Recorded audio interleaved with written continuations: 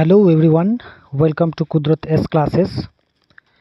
তো দেখো, সদ্য সমাপ্ত হওয়া আমাদের WBCS প্রিলি 2023 আমাদের শেষ হলো এবং এই পরীক্ষায় আমাদের যে ভূগোল থেকে যতগুলো কোশ্চেন এসেছে, মোটামুটি 25খানা কোশ্চেন এসেছে, 25 থেকে 26খানা কোশ্চেন এসেছে। সেইগুলো আমরা টপিক ওয়াইজ অর্থাৎ চ্যাপ্টার ওয়াইজ আমরা আজকে দেখব যে কোথায় কোন চ্যাপ্টারে বেশি এমফাসিস দেওয়া হয়েছে 2023 সালে। ঠিক আছে, দেখো একটা কথা বলে রাখি যে কোনো বিষয়ে আমাদেরকে কতটুকু পড়ব, কতটুকু এমফাসিস দেবো কোনো চ্যাপ্টারের উপর, সেটা সব থেকে গুরুত্ব দেওয়া উচিত, সেই বিষয়ে সব থেকে গুরুত্ব দেওয়া উচিত। কিন্তু আমাদের পশ্চিমবঙ্গে অর্থাৎ ওয়েস্ট বেঙ্গলে যে পরীক্ষাগুলো হয় সাধারণত এরা কিন্তু কোনোটাই মেনে চলে না। ঠিক আছে, যেখান থেকে পারে সেখান থেকে দিয়ে দেয় কোশ্চেন, কোনো একটা ব্যালেন্সিং ব্যাপার থাকে, সেই ব্যাপারগুলো এরা রাখে না। ঠিক আছে, প্রত্যেকটা পরীক্ষায় পশ্চিমবঙ্গে যে কোনো পরীক্ষা তুমি ধরে নাও, তুমি WBP রিক্রুটমেন্ট থেকে শুরু করে তোমার PSC বা তোমার যে কোনো পরীক্ষাগুলো থেকে এরা কোনো প্যাটার্নকে ফলো করে না, যা পায় তাই কোশ্চেন দিয়ে দেয়। ঠিক আছে, এই জন্যই বলতে খারাপ লাগলে ওটা বলতে হবে, কারণ দেখছি তুমি প্যাটার্নগুলো দেখলেই তুমি বুঝে যাবে যে কোন চ্যাপ্টারে কতটা এমফাসিস দিয়েছে। ঠিক আছে, তো চলো শুরু করা যাক ভিডিওটা। দেখো কি বলেছে, দেখো প্রথমটাই আমরা যেটা দেখছি, দেখো এখানে দেখতে পাচ্ছি দেখো যে ফিজিওগ্রাফি অফ ইন্ডিয়া অর্থাৎ ভূপ্রকৃতি থেকে শুরু করে পলিটিক্যাল ম্যাপ থেকে শুরু করে ভূপ্রকৃতি থেকে জিরো, একটাও কোশ্চেন আসেনি। যেখানে একটা এত ভাস্ট বড় জায়গা সেখান থেকে একটাও কোশ্চেন আসেনি। ঠিক আছে, তারপর ড্রেনেজ সিস্টেম অর্থাৎ নদ নদী থেকে শুরু করে ড্রেনেজ পোর্শনটা পুরোটা একটাও কোশ্চেন আসেনি। তার মানে তুমি বুঝতে পারছো, যখনই তোমাকে তোমাকে প্রত্যেকটা চ্যাপ্টারকেই ফলো করে চলতে হবে, একদম প্রত্যেকটা জায়গাকে আঁকড়ে তোমাকে এগোতে হবে। ঠিক আছে, দেখো বড় বড় দুটো চ্যাপ্টার যেখানে জিরো কোশ্চেন। ঠিক আছে, এবং যেখান থেকে দিয়েছে সেখান থেকে দিয়েই দিয়েছে সবগুলো। বুঝতে পারছো, লাইব্রেরিতে বই আছে, বই থেকে আর পিএসসি বলেই নয়, আমাদের ওয়েস্ট বেঙ্গল যা যে বোর্ড যেগুলো পরীক্ষা নেয় এরা কি করে ঝাপা কি বলতো, একটা ধরলো কোনো পরীক্ষার নকল করলো তুলে দিলো বা কোনো বুঝতে পারছো এদের কোনো মাথা মুন্ড নেই। এরা যেভাবে করে যেভাবে পায় কোশ্চেনগুলো পায় ঝেপে দেয় আর কি।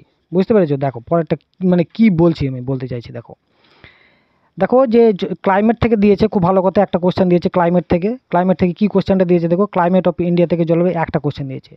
সেটা হচ্ছে লাদাখ মালভূমির অঞ্চলে মানুষের মৃত্যু বেশি হয় যে বৃষ্টিপাতে। তো যে বৃষ্টিপাতে বিশেষ করে ওখানে মেঘ ভাঙা বৃষ্টি। ঠিক আছে, ক্লাউড থার্স্ট বলে একটা বৃষ্টি হয় সেখানে। এটা বা কী জিনিস, এটা হঠাৎ করে ধরো পাহাড়ের গায়ে উপরে যেতে যেতে উপরে আর ওই উপর পর্যন্ত আর ঘেঁষে যেতে পারে না। ঠিক আছে, ঘেঁষে উপরে যেতে পারে না, যার জন্য ওখান থেকে না উঠে ওখান থেকে বৃষ্টিটা একদম মুষলধারায় বৃষ্টি হতে থাকে। আর বৃষ্টি হওয়ার দরুন ওখানে কি বলতো একদম ধস নেমে যায়। ঠিক আছে, অতিরিক্ত বৃষ্টি হওয়ার ফলে কি ধস নামার ফলে কি হয় বলো তো, সেখানে তো বুঝতেই পারছো মানুষের প্রাণহানি ঘটবেই।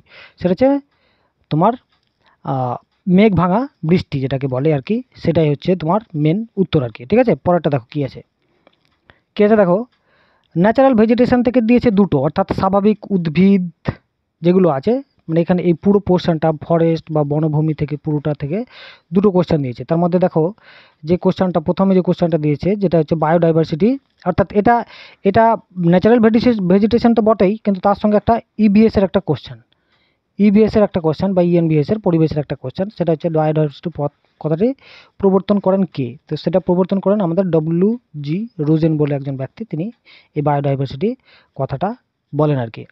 যেমন ধরো ট্যান্সলে কী করছে, ইকোসিস্টেম কথাটা প্রথম বলেছিলেন। ঠিক আছে, ওডামকে কি বলা হয় বলো তো, ওডামকে বলা হয় যে মডার্ন ইকোলজিস্ট। ঠিক আছে, ফাদার অফ মডার্ন ইকোলজিস্ট বলা হয় এই ওডামকে। ঠিক আছে, ওডাম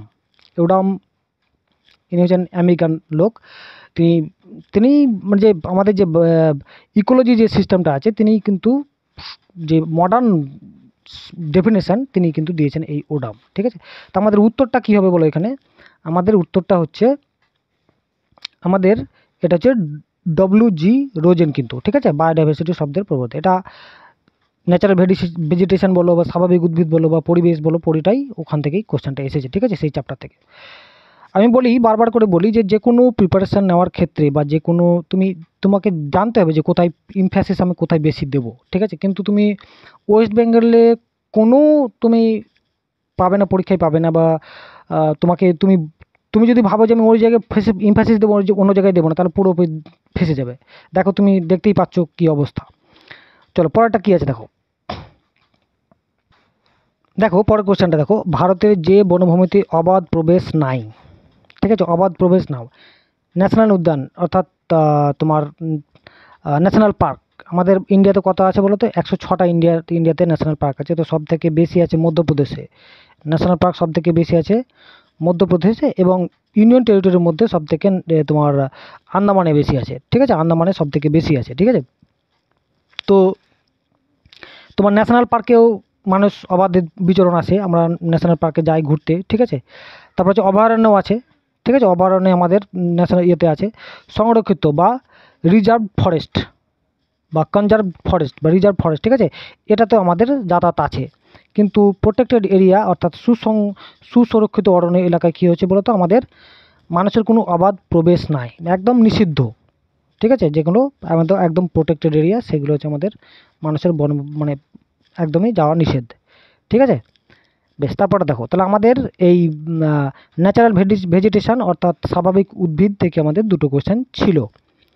তারপর দেখো অ্যাগ্রিকালচার, দেখো এই এগ্রিকালচারে দেখো এখানে কিন্তু 56 কোশ্চেন এসেছে, 7খানা কোশ্চেন এসেছে। 25 কোশ্চেনের মধ্যে 7খানা কোশ্চেন এসেছে, বাকি আর কোশ্চেন কোথাও নেই। মানে বুঝতে পারছো, সে 25-এর মধ্যে 7খানা কোশ্চেন মানে পার্সেন্টেজ দেখতে পাচ্ছ, তার মানে 28%, মানে একটা পোর্শন থেকে 28% তোমার কোশ্চেন এসেছে, বুঝতে পারছো। তো দেখো যেগুলো এসেছে আমাদের বলে দিই কী আছে দেখো। পূর্ব হিমালয় ভারতে যে ফল চাষের জন্য প্রসিদ্ধ সেটা কোনটি? অবভিয়াসলি আমাদের পূর্ব হিমালয় যেটা আছে কমলা লেবুর জন্য বিখ্যাত, ঠিক আছে, কমলা লেবুর জন্য আমাদের বিখ্যাত। আম তো হবেই না, কারণ আম তো হিমালয় অঞ্চলের কোনো গল্পই নেই, ঠিক আছে।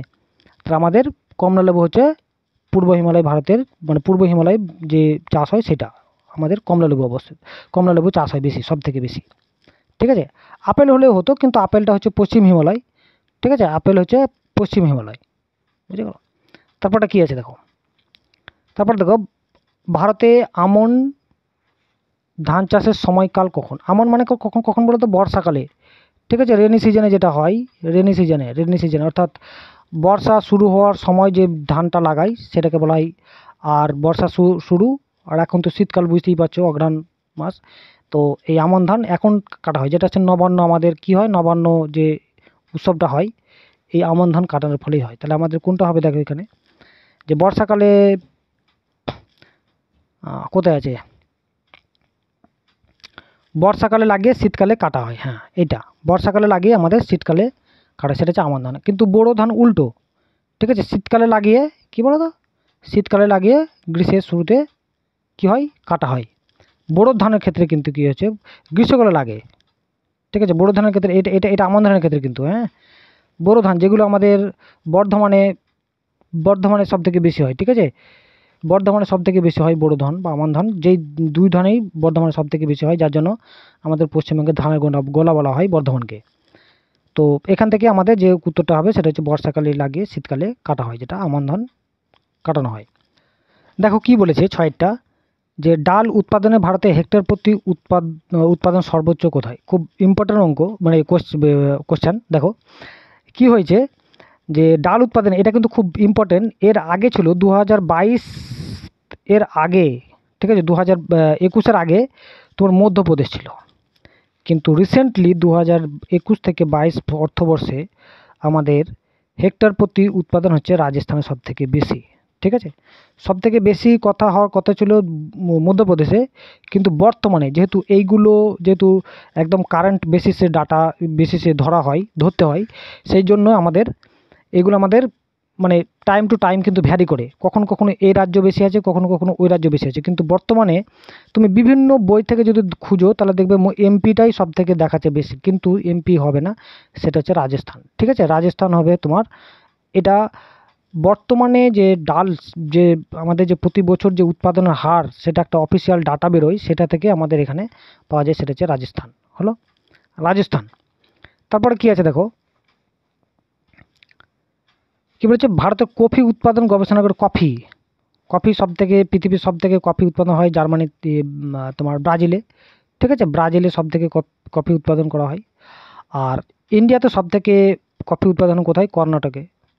ঠিক আছে, এবার কর্ণাটকে যেহেতু উৎপাদন হয়, এটা একটা খুব ইম্পর্ট্যান্ট জায়গা, যে যে রাজ্যে বেশি যেটা উৎপন্ন হয়, ম্যাক্সিমাম ক্ষেত্রে সেই রাজ্যেই তার গবেষণাগারটা থাকে সাধারণভাবে। এটা যেহেতু কর্ণাটকে আছে, তাহলে কর্ণাটকের যেটা আমাদের আছে, কিন্তু এখানে দেখো মহীশূরটাও কর্ণাটকে, কিন্তু মহীশূর কর্ণাটক নয়, মহীশূরটা হবে না, এটা হচ্ছে চিকমাগালুর। এই চিকমাগালুরটা হচ্ছে তোমার কফি গবেষণাগার অবস্থিত। এখানে আরেকটা আছে তোমার কেরালাতে একটা আছে কাসারগাড়, কিন্তু কাসারগড়েও কিন্তু এই কফি গবেষণাগার হয়। ঠিক আছে, কাসারগড়ে কিন্তু কি হয়, কফি গবেষণাগার আছে আর কি। ঠিক আছে, তো কফি গবেষণাগার দুটো আছে, অনেকগুলোই দুটো আছে, কিন্তু চা গবেষণাগার, ধান গবেষণাগার, এগুলো প্রত্যেকটাই দুটো দুটো করে আছে। কিন্তু কর্ণাটকে যেটা আছে চিকমাগালুর, সেটা হচ্ছে তোমার ভারতের যে অপশানগুলো আছে সেটা। এই মহীশূরটা দেখছো, মহীশূরটা হচ্ছে তোমার সিল্ক গবেষণাগার কেন্দ্র। ঠিক আছে, সিল্ক গবেষণাগার কেন্দ্র। এখানে কুর্নুল বা কুর্নাল কথাটা যদি যদি যদি কার্নাল হয়, তাহলে কিন্তু এটা দুগ্ধ গবেষণার যুক্ত। ঠিক আছে, আনন্দ যেটা আছে তোমার হচ্ছে তোমার কি বলো ওটাকে, তোমার যে দুধের বড় ফ্যাক্টরিটা আছে তোমার আমুল, যেটা সেটা হচ্ছে কার্নালে অবস্থিত। ঠিক আছে, এই কার্নালে। বোঝা গেল? বেশ, তারপরে দেখো কি আছে, যে চা, দেখো পরপর দুটোই পড়েছে। ভারতের চা গবেষণাগার তৈরি হয়েছিল কোথায়? অসমের জোরহাটে অবস্থিত। অসমের কোথায়? জোরহাটে অবস্থিত। ঠিক আছে, ডিগবই তো বুঝতে পারছি আসামে অবস্থিত, কিন্তু সব থেকে পুরনো তৈল খনি আমাদের ডিগবই। ঠিক আছে, তেজপুরও কিন্তু আসামে অবস্থিত। গুয়াহাটিতে কি বলতো, গুয়াহাটিতে তোমার আমাদের গুয়াহাটি এই জন্যই ইম্পর্ট্যান্ট, যেটা হচ্ছে তোমার নর্থ, যে ফ্রন্টিয়ার যে আমাদের রেলওয়ের যে ইয়েটা সদর দপ্তরটা, সেটা হচ্ছে রেলওয়ের যে সদর দপ্তর, সেটা হচ্ছে গুয়াহাটিতে অবস্থিত। তো আমাদের যে চা গবেষণা করা আছে, সেটা হচ্ছে জোরহাটে অবস্থিত। আরেকটা আছে তোমার মহারাষ্ট্রের পুনাতে আছে, পুনাতে তোমার এই চা গবেষণা করা আছে। ঠিক আছে, পুনাতে এই চা গবেষণা করা আছে। ঠিক আছে, বেশ, তারপরে দেখো ভারতের প্রধান তন্তুজাত ফসল, ভারতের বলেছে কিন্তু মাথায় রাখো। তো ভারতের তন্তুজাত পদার্থ দু রকমই আছে, একটা হচ্ছে পাট আর একটা হচ্ছে চা। তাহলে ভারতে যদি হয় তাহলে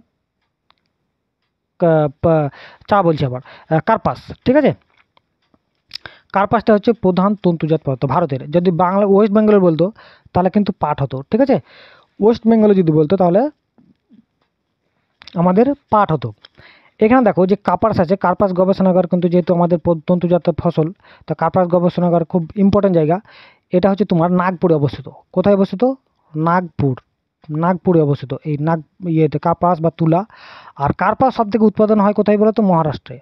আর তুলা সব থেকে উৎপাদন হয় কোথায় বলো তো? আমাদের গুজরাটে। তুলা সব থেকে উৎপাদন হয় গুজরাটে। ঠিক আছে, আর আমি কি বললাম, কার্পাসের গবেষণাগার যেটা হলো, কার্পাস বা তুলা গবেষণা করেছে, সেটা হচ্ছে তোমার নাগপুরে, কিন্তু যেটাকে আমাদের কমলালেবুর শহর বলা হয়। খুবই ইম্পর্টেন্ট কিন্তু, হ্যাঁ। আর একটা তোমার পাট, যেটা পাটের গবেষণাগার কোথায় আছে? আমাদের ব্যারাকপুরে। ঠিক আছে, ব্যারাকপুরে। আর ওয়েস্ট বেঙ্গলে সব থেকে বেশি পাট চাষ হয় কোথায়? ওয়েস্ট বেঙ্গলেই হয়। ঠিক আছে, আর দেখো সব থেকে পাট শিল্পটা যেটা হয়েছিল, সেটা কোথায় হয়েছিল বলতো? রিসরাতে প্রথম 1855 খ্রিস্টাব্দে আমাদের রিসরাতে পাট কল চালু হয়েছিল। ঠিক আছে, আর একটা ইম্পর্টেন্ট এখানে কথা আছে, যে পাটকে কি বলা হয়? গোল্ডেন। পাটকে তুমি যদি মাথা রাখো, দেখবা এখানে তুমি মাথা রাখো যে পাটটাকে ছাড়ানো হয়, যে তার শুল্ক, যে এটা পাওয়া যায়, ছিবড়াটা পাওয়া যায়, সেটা দেখতে অনেকটা মানে সাদা নয়, কিন্তু অনেকটাই মানে মানে কী টাইপের বলো তো, মোটামুটি সোনালি টাইপের, অনেকটাই মানে পুরোপুরি সাদা নয়, যার জন্য একে বলা হয় যে গোল্ডেন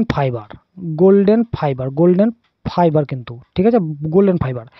গোল্ডেন যদি তুমি রিভলিউশন বলতে চাও, ওটা গোল্ডেন, তাহলে ফ্রুটের জন্য বোঝায়। ফ্রুট কী বোঝায় বলো তো? ফ্রুট, ফলকে গোল্ডেন কেন বলা হয় বলো তো?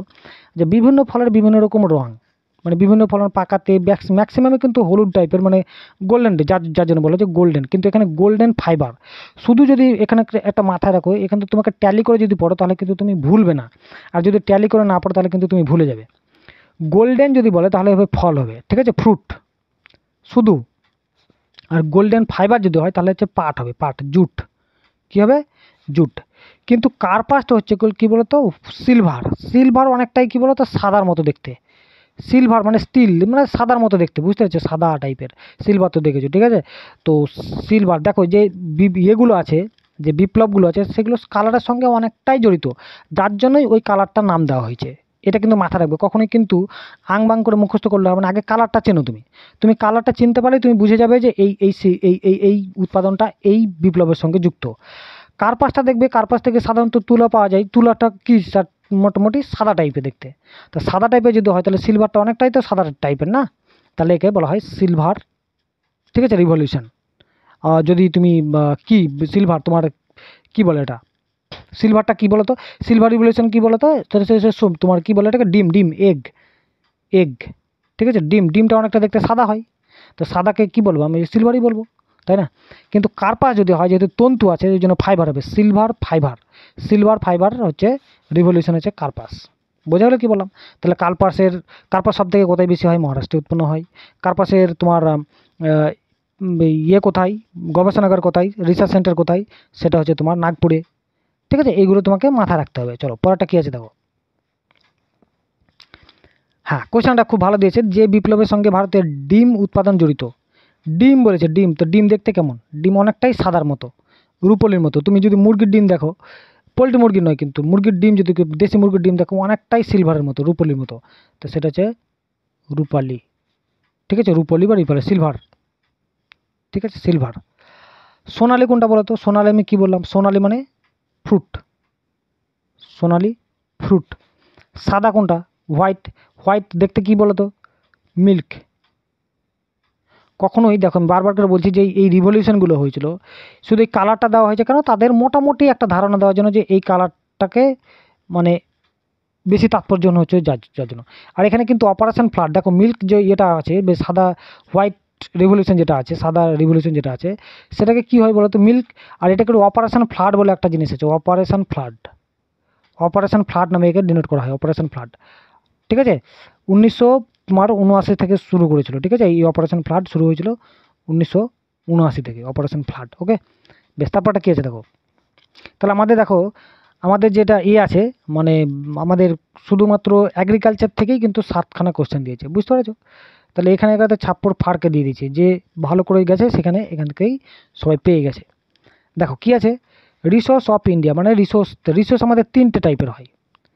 একটা হচ্ছে লাইভ স্টক ইয়েটা তোমার রিসোর্স, একটা হচ্ছে তোমার এনার্জি রিসোর্স, ঠিক আছে। আর একটা হচ্ছে মিনারেল রিসোর্স, মিনারেল খনিজ সম্পদ, একটা হচ্ছে শক্তি সম্পদ, একটা হচ্ছে লাইভ স্টক, মানে যেগুলো প্রাণীজ, ঠিক আছে, প্রাণীজ শক্তি সম্পদ, সেইগুলো আমাদের 3 রকমের আছে। তো এইখানে যেটা এসেছে, একটা আছে দেখো থার্মাল, অর্থাৎ এনার্জি রিসোর্স থেকে এসেছে। ওশান থার্মাল এনার্জি কনজারভেশন প্রক্রিয়ায় ভারতে বিদ্যুৎ উৎপাদন হয় কোথায়, ঠিক আছে, ওশান। তাহলে ওশানের সঙ্গে যুক্ত আছে, মানে মহাসাগরের সঙ্গে যুক্ত আছে। তাহলে যে অপশানগুলো দিয়েছে প্রত্যেকটাই কিন্তু মহাসাগরের সঙ্গে যুক্ত আছে, কিন্তু মহাসাগরের সঙ্গে কলকাতায় কিন্তু নেই, হলদিয়া আছে, কলকাতা কিন্তু নদী বন্দর, ঠিক আছে। এখানে যে অপশানটা উত্তরটা হচ্ছে সেটা হচ্ছে মাদ্রাজে বা চেন্নাই অবস্থিত, ঠিক আছে। কোথায় অবস্থিত, মাদ্রাজে বা চেন্নাই অবস্থিত, ঠিক আছে। পারাদ্বীপ কোথায় অবস্থিত, উড়িষ্যায় অবস্থিত। ওকে, বেশ, তারপরটা কী আছে দেখো। কি বলছে, ভারতে মিথেন গ্যাসের একটা প্রধান উৎস, মিথেন গ্যাস একটা গ্রিন হাউস গ্যাস, প্রথমত একটা বলে রাখি। মিথেন গ্যাস হচ্ছে তোমার যে জৈব যৌগ আছে সব থেকে অ্যালকেনের একদম সরলতম উপাদান হচ্ছে মিথেন গ্যাস। এবং মিথেন গ্যাস যে কোনো জিনিস পচে গিয়ে উৎপন্ন হয়, গোবর গ্যাসের মূল উপাদান হচ্ছে মিথেন গ্যাস, ঠিক আছে, মিথেন গ্যাস। তো মিথেন গ্যাসের একটা প্রধান উৎস কোনটা, এখানে যে অপশানগুলো আছে সেইগুলোর জন্য আমাদের ধানের চাষের জমি হবে। কেন কি বলতো, ধান চাষে যে পাতাগুলো গাছগুলো যে পচে যায়, বা ওই গাছগুলো পাতাগুলো পচে যাওয়ার ফলে কী হয় বলতো, আমাদের মিথেন গ্যাস উৎপন্ন হয়, এই মিথেন গ্যাস, ঠিক আছে। এই যে ফুলের বাগান, ফুলের চাষগুলোকে কী বলে বলো তো, ফ্লোরিকালচার বলে, ঠিক, ফ্লোরিকালচার। আর তোমার ফলের বাগানের চাষকে কী বলা হয়, হর্টিকালচার বলে।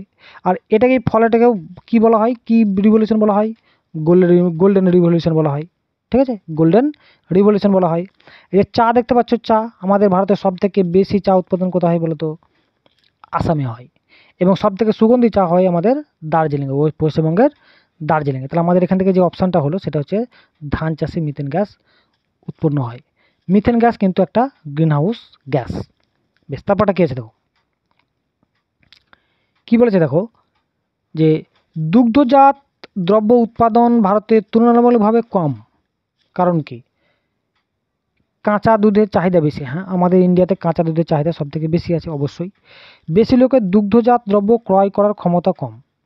দুগ্ধজাত দ্রব্য, দুগ্ধ থেকে যে বিভিন্ন টাইপের যে আমাদের প্রোডাক্টগুলো পাওয়া যায় সেইগুলো কিন্তু ক্রয় করার ক্ষমতা কম বেশি লোকের। হ্যাঁ, যেহেতু আমাদের ইকোনমিক্যালি আমাদের উইকার সেকশন বেশি বা বিপিএলের মানুষের সংখ্যা বেশি, যার জন্য আমাদের কি হয়, দুগ্ধজাত যে দুগ্ধ থেকে উৎপন্ন যে পদার্থগুলো আছে সেইগুলো কিন্তু তার দামটা বেড়ে যায় এমনি কাঁচা দুধের থেকে, যার জন্য আমাদের কমে যায়। অধিকাংশ গরুর সিন্না খায়। হ্যাঁ, এটাও একটা কারণ বটে, যে আমাদের যে ইয়েটা আছে, আমাদের দেশি যদি গাই যদি ধরো, সেখানে মোটামুটি ম্যাক্সিমাম 3 থেকে 4 কেজি দুধ দেয়, ঠিক আছে, যেগুলো দেশি গাই। তাহলে আমাদের কি ওগুলো শীর্ণ খায়, তাদের যে বংশ পরম্পরা যেটা আছে সেই বৈশিষ্ট্য অনুসারে আমাদের 3 থেকে 4 কেজি। কিন্তু তুমি যদি একটা হরিয়ানা গরু বা তুমি একটা অস্ট্রেলিয়ান গরু যদি নাও, সেখানে কিন্তু তাদের মোটামুটি 10 লিটার থেকে 12 লিটার মিনিমাম দুধ দেয়। তাহলে আমাদের ওই গরুর কারণেই কিন্তু আমাদের কিন্তু দুধের উৎপাদনটা কম হয়। তো যার জন্য আমাদের এখানে যে অপশানটা হচ্ছে সেটা হচ্ছে উপরের সবগুলি, ঠিক আছে। এবং দুধ উৎপাদনে কিন্তু ভারত কিন্তু প্রথম, ইন্ডিয়া হচ্ছে প্রথম, ঠিক আছে, ফার্স্ট। দুধ উৎপাদনে ইন্ডিয়া হচ্ছে ফার্স্ট কিন্তু। দুধ বলো, তারপর হচ্ছে মিট বলো, ঠিক আছে, এগুলো প্রত্যেকটা কিন্তু ইন্ডিয়া আমাদের ফার্স্ট।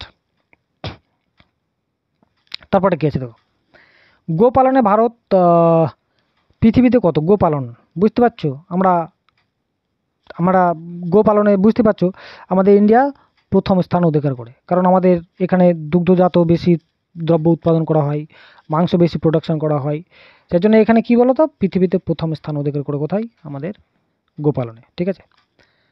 তাহলে আমাদের 4টে কোশ্চেন এসেছিলো। দেখো ইন্ডাস্ট্রি থেকে দেখো, এবারে কি এসে দেখো, ইন্ডাস্ট্রি থেকে 6টা, এখানে কিন্তু ছাপ্পর ফার্কে কোশ্চেন এসেছে, ঠিক আছে। ইন্ডাস্ট্রি থেকে কটা কোশ্চেন আছে, 6টা কোশ্চেন এসেছে। এই শুধুমাত্র ইন্ডাস্ট্রি, কেউ যদি ইন্ডাস্ট্রি আর হচ্ছে তোমার ওই কৃষিকাজ অর্থাৎ অ্যাগ্রিকালচারকে যদি ফলো করে গেছে, সে কিন্তু ঝাক্কাস করে কোশ্চেনের উত্তর দিতে পেরেছে।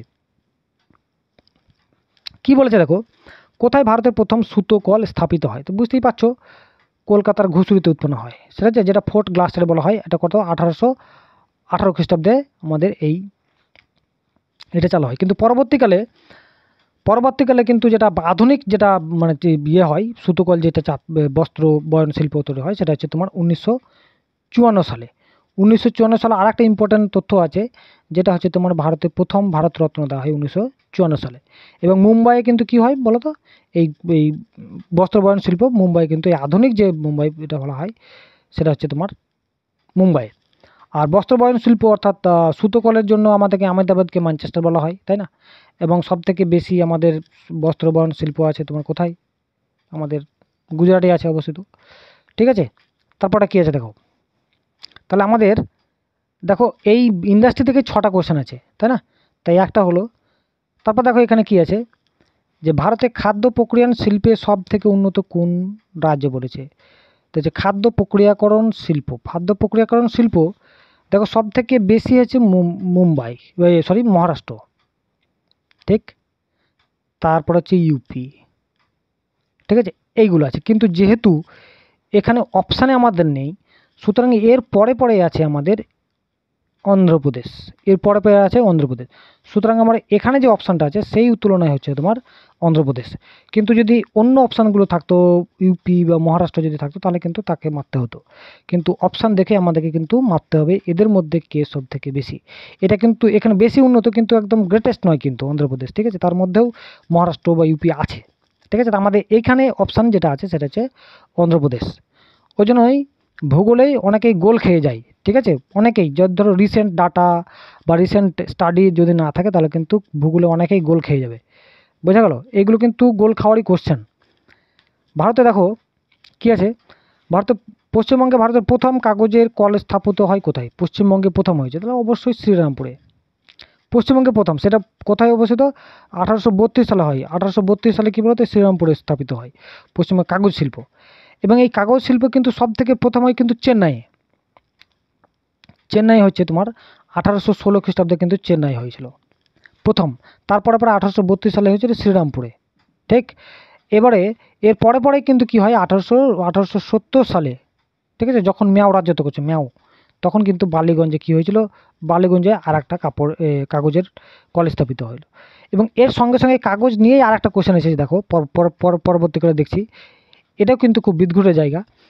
ঠিক আছে, আর একটা যেটা তোমার চেন্নাই যেটা হচ্ছে, আর সিমেন্ট, চেন্নাই কিন্তু 1904 সালে কিন্তু সিমেন্ট উৎপাদনের জন্য কারখানা তৈরি হয়। ঠিক আছে, 1904 সালে।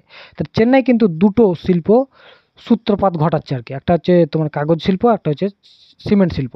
কিন্তু যেহেতু পশ্চিমবঙ্গে বলেছে, যার জন্য এখানে কি হবে, শ্রীরামপুর হবে। ওকে, শ্রীরামপুর হবে। দেখো কাগজ দিয়ে আবার আরেকটা কোশ্চেন হয়েছে, মানে কোশ্চেন দেখতে পেয়েছে ঝেপে দিয়েছে, ব্যাস। এরা কোশ্চেন তো ভেবে চিন্তে করে না, ঝেপে দেয়, বুঝছে, এরা যে ঝাপাপাটি। ভারতের বৃহত্তম কাগজ শিল্প কেন্দ্র কোনটা? ঠিক, ভারতের বৃহত্তম এটা হচ্ছে নেপানগর। অনেকেই বলবে বল্লারপুর নয়, ঠিক আছে, নেপানগরটাই বিখ্যাত, কারণ নেপানগরই যে এখানে কেন্দ্র বলেছে, কেন্দ্রর জন্যই, ঠিক আছে, ইম্পর্টেন্ট। ঠিক আছে, নেপানগর। এবার নেপানগরটা কোথায় অবস্থিত বলো তো? মধ্যপ্রদেশ অবস্থিত। ঠিক আছে, এটা কিন্তু এখনও র্যাঙ্কিং আছে, কিন্তু এই নেপানগরের এখনও র্যাঙ্কিং আছে বৃহত্তম কাগজ শিল্প। তারপরে কি আছে দেখো, কি আছে, পরিষেবা জীবিকার সর্বাধুনিক এবং উন্নত মানের ক্রিয়াকলাপ হলো, ঠিক আছে, পরিষেবা খুব ইম্পর্টেন্ট। সার্ভিস যদি হয়, আমাদের যে বিভিন্ন কাজ, আমাদের যে জবের ক্ষেত্রে অনেকগুলো প্যাটার্ন আছে। যেমন ধরো কৃষিকাজ, মানে একদম মানে কাঁচা উৎপাদন করার জন্য যদি বোঝায়, উৎপাদক মানে কাঁচা মানে জমি থেকে উৎপাদক যেটা হচ্ছে, সেটা হচ্ছে প্রাইমারি লেভেল। তারপর দ্বিতীয়টা হচ্ছে যে শিল্প, ঠিক আছে, ইন্ডাস্ট্রি থেকে যেটা উৎপন্ন হয়, ইন্ডাস্ট্রি থেকে যারা মানে যুক্ত থাকে, ইন্ডাস্ট্রির সঙ্গে যারা হচ্ছে, তারা হচ্ছে সেকেন্ডারি। ঠিক, এবং ইন্ডাস্ট্রির পর, ঠিক আছে, ইন্ডাস্ট্রির পর যারা সার্ভিস, যেমন ধরো রেল, ব্যাংক, বিমা, ঠিক আছে, এইগুলো যারা সার্ভিস দেয় মানুষকে যোগাযোগের জন্য, যে সার্ভিস দেয়, সেটা হচ্ছে থার্ড, অর্থাৎ থার্ডকে টারসিয়ারি বলে। তাহলে আমাদের যে পরিষেবা বলে মনে করছে, সেটা হচ্ছে টারসিয়ারি ক্রিয়াকলাপ। ওকে, বেশ। তারপরটা কী আছে দেখো, যে রাউরকেল্লা কোথায় অবস্থিত বলো? অবশ্যই উড়িষ্যাতে অবস্থিত। রাউরকেল্লা উড়িষ্যাতে অবস্থিত। ঠিক, দেখো রাউরকেল্লা, এখানে কিন্তু একটা লৌহ ইস্পাত কারখানা, সেটা হচ্ছে রাউরকেল্লা। ঠিক আছে, লৌহ ইস্পাত কারখানা তৈরি হচ্ছে, সেটা হচ্ছে রাউরকেল্লা। এবং এটা কিন্তু তোমার সেকেন্ড, ঠিক আছে, সেকেন্ড যে আমাদের এটা ছিল, আমাদের যে প্ল্যানিং কমিশন ছিল, সেকেন্ড প্ল্যানিং কমিশনে কিন্তু আমাদের যেমন দুর্গাপুর, ঠিক আছে, ঠিক, তারপর হচ্ছে রাউরকেল্লা, এই দুর্গাপুর, রাউরকেল্লা, আর হচ্ছে তোমার ভিলাই, এই তিনটে শিল্প কারখানা, মানে কারখানা, লৌহ ইস্পাত কারখানা আমাদের সেকেন্ড, অর্থাৎ 1956 থেকে 61 মধ্যে হয়েছিল, সেকেন্ড প্ল্যানিং কমিশনের মধ্যে দ্বিতীয় পরিকল্পনা। ঠিক আছে, পঞ্চবার্ষিকী পরিকল্পনার সময় হয়েছিল, এটা পরীক্ষাতে আসে কিন্তু, সেকেন্ডে কারা হয়েছিল। ঠিক আছে, সেটা হচ্ছে রাউরকেল্লা। তো এই রাউরকেল্লা হচ্ছে তোমার এই জন্যই বিখ্যাত, মানে এই জন্যই উৎপন্ন, যে কয়লা এবং লৌহ খনির মধ্যবর্তী অঞ্চলে অবস্থিত। এখানে কয়লাও পাওয়া যায় এর এলাকায়, এবং লোহারও খনি আছে। ঠিক আছে, এখানেই উৎপন্ন হয়।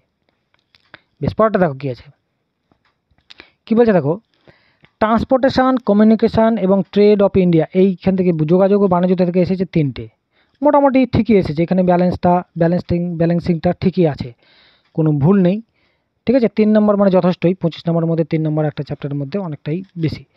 বিশ্বে ভারতের ডাক পরিষেবার মান কত? পৃথিবীতে প্রথম, ইন্ডিয়াতে প্রথম ডাক।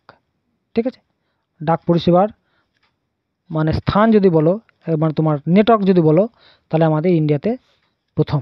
ওকে, তারপরটা কী আছে দেখো, ভারতের আমদানি খাতে কোন দ্রব্যটির জন্য সর্বাধিক ব্যয় হয়? আমদানির জন্য, অর্থাৎ ভারতের ইম্পোর্ট সব থেকে বেশি কোনটা করে? বুঝতেই পারছো, আমাদের পেট্রোলিয়াম থেকে অনেক কিছু তৈরি হয়, আর পেট্রোলিয়ামই আমাদের কী করে আমাদের ইম্পোর্টের জন্য সব থেকে ব্যয় হয়। এবং পেট্রোলিয়াম থেকে তেল থেকে আমার পেট্রোলিয়াম থেকে লুব্রিক্যান্ট পাওয়া যায়, মানে পেট্রোলিয়াম মেন, মানে সেখান থেকে আমাদের সব কিছুই লুব্রিক্যান্ট বা তেল এগুলো পাওয়া যায়। তাহলে পেট্রোলিয়াম এবং তেলের জন্য বেশি, সব থেকে বেশি আমাদের কোষাগার থেকে টাকা ব্যয় হয় আর কি ইন্ডিয়াতে। তারপরে কি আছে দেখো, ট্রান্সপোর্টেশন থেকে ভালোই কোশ্চেন এসেছে, ঠিক আছে, 3টে এসেছে মানে যথেষ্ট, ঠিকই আছে, এখানে কোনো ক্রিটিসাইজ করার জায়গা নেই। ভারতের হীরক চতুর্ভুজ যুক্ত করবে কোনটা, ঠিক আছে, হীরক চতুর্ভুজ, তারপরে হচ্ছে ডায়মন্ড কোয়াড্রিল্যাটারাল, ঠিক আছে। একটা হচ্ছে এই কোশ্চেনটার উত্তর বলার আগে আরেকটা বলি, গোল্ডেন আছে একটা, গোল্ডেন কোয়াড্রিল্যাটারাল, এইটা হচ্ছে তোমার কি বলতো, এই প্রত্যেকটাই কিন্তু কি বলতো ডিএমসি কথাটা মাথায় রাখো, ডিএমসি কে দিল্লি, মুম্বাই, চেন্নাই, কলকাতা, এই 4টে শহরকে চতুর্ভুজ, যেহেতু এই 4টে শহর চতুর্ভুজ হয়ে আছে, এখানে কলকাতা, তারপর হচ্ছে দিল্লি, তারপর হচ্ছে মুম্বাই, তারপর হচ্ছে চেন্নাই, দেখো একটা চতুর্ভুজ হয়ে আছে, এটা হচ্ছে দিল্লি, এটা মুম্বাই, এটা চেন্নাই, এটা কলকাতা, একটা চতুর্ভুজ হয়ে আছে, যার জন্য এখানে কোয়াড্রিল্যাটারাল। এবারে গোল্ডেন যেটা হচ্ছে সেটা হচ্ছে এনএইচের জন্য, এনএইচ মানে ন্যাশনাল হাইওয়ের জন্য, ঠিক আছে, সেটা 1999-এ ঘোষণা করা হয় এবং 2000 সালে কার্যকরী শুরু হয়, ঠিক আছে, কার্যকরী করা শুরু হয়। এখান থেকে আরেকটা কোশ্চেন আছে যে সব থেকে বেশি দীর্ঘতম রাস্তা কোনটা, এই ডিএমসি অর্থাৎ গোল্ডেন যে ইয়েটা আছে, চতুর্ভুজটা আছে, সেটা চেন্নাই থেকে কলকাতা, এই রাস্তাটা সব থেকে বেশি দূরত্ব, চেন্নাই থেকে কলকাতা বেশি লংগেস্ট রাস্তাটা।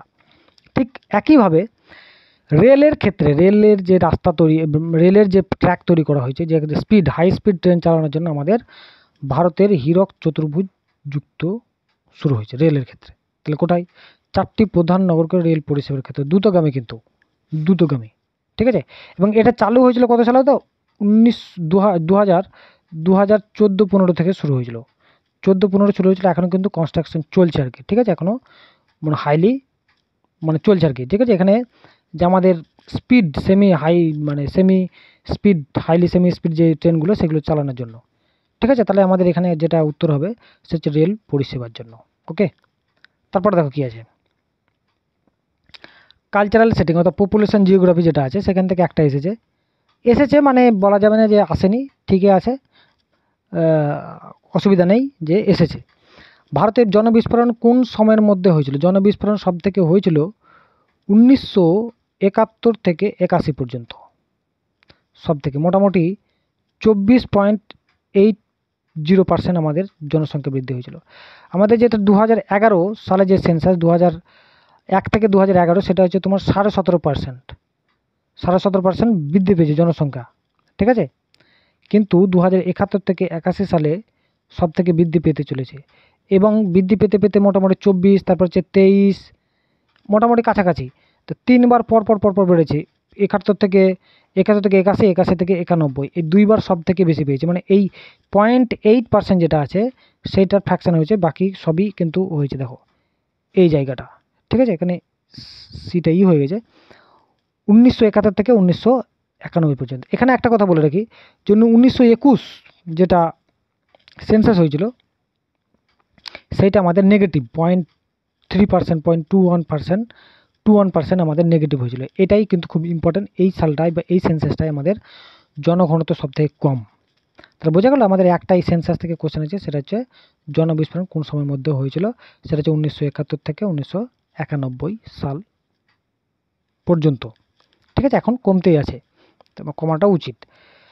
জিওগ্রাফি অফ ওয়েস্ট বেঙ্গল থেকে এসেছে একটা, এখানেও কিন্তু হতাশাজনক জায়গা, যেহেতু একটাই ওয়েস্ট বেঙ্গল থেকে এসেছে, যাই হোক হতাশা না বলার কোনো কারণ নেই, ঠিক আছে। একটা এসেছে হলদিয়া শিল্পাঞ্চল, 2টি প্রধান শিল্প হলদিয়া, ঠিক আছে, ওয়েস্ট বেঙ্গলে একমাত্রই পেট্রোকেমিক্যাল শিল্প, সেটা হচ্ছে হলদিয়া, সেটা কি অবস্থিত, তৈল শোধনাগার তো অবশ্যই বটেই, তাহলে আমাদের খনিজ তৈল শোধনাগার আর আছে ব্যাটারি, এই ব্যাটারি তৈরির জন্য আমাদের এই হলদিয়া শিল্পাঞ্চলটা অবস্থিত, ঠিক আছে। হলদিয়া শিল্পাঞ্চল কোথায় অবস্থিত, পূর্ব মেদিনীপুর না পশ্চিম মেদিনীপুর, অবভিয়াসলি ইস্ট মেদিনীপুর, ঠিক আছে, ইস্ট মেদিনীপুর, বেশ। তারপর দেখো কি আছে, হ্যাঁ এরপরে তো মোটামুটি হয়েই গেল, মোটামুটি 25খানা কোশ্চেন এসেছে, তাই না, কত লাস্টে দেখলাম আমরা 25খানা, ঠিক আছে।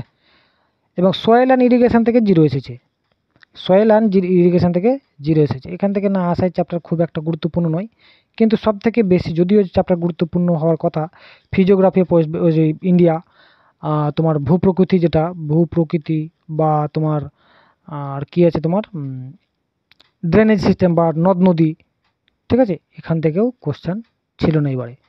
তবে আশা করি পরে হয়তো করবে। কিন্তু দেখো একটা কথা বলে রাখা দরকার, যে প্রত্যেকটা চ্যাপ্টারকে আমাদেরকে ভালো করে জেনে রাখতে হবে।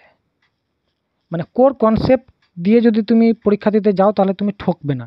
আর তুমি যদি উপর উপর দিয়ে যাও কোশ্চেন প্র্যাকটিস করে এই করে, আরে ভাই কোশ্চেন তো প্র্যাকটিস করতে হবে, কিন্তু তোমাকে পার্টিকুলারলি তোমাকে কি করতে হবে, তোমাকে চ্যাপ্টারটাকে মানে একদম জিস্ট জানতে হবে, যে আমাকে এই চ্যাপ্টার এই যে এগুলো আমাকে জানতে হবে, ঠিক আছে। বিশেষ করে যারা ওয়েস্ট বেঙ্গল পরীক্ষাগুলোকে ফলো করছো তারা কিন্তু কখনোই একটা জায়গাকে ফলো করে যেও না, নাহলে মুশকিল আছে। কোথা থেকে কি দিয়ে দেবে কোনো ঠিক না, যেখান থেকে দেবে একদম ছপ্পর ফাড়কে দেবে। একদম বারবার করে বলছি, প্রত্যেকটা পরীক্ষাতেই, যে কোনো পরীক্ষাতে যাকে যে বইটাকে ফলো করছে ওটাকে তুলে দিচ্ছে, বুঝতে পেরেছো? তো চলো এটুকুই আজকে, ঠিক আছে। পরবর্তী ভিডিওর জন্য তোমরা ফলো করতে থাকো চ্যানেলকে, এবং লাইক আর সাবস্ক্রাইব করবে। আর যদি কোনো যদি ভুল ভ্রান্তি থাকে অবশ্যই কমেন্টে জানাবে। আর তোমরা কী টাইপের ভিডিও পেতে চাও বা কী টাইপের তোমরা কোয়ারি করতে চাও সেটা কিন্তু অবশ্যই তোমরা কমেন্টে জানাবে, ঠিক আছে। তো থ্যাংক ইউ, টাটা।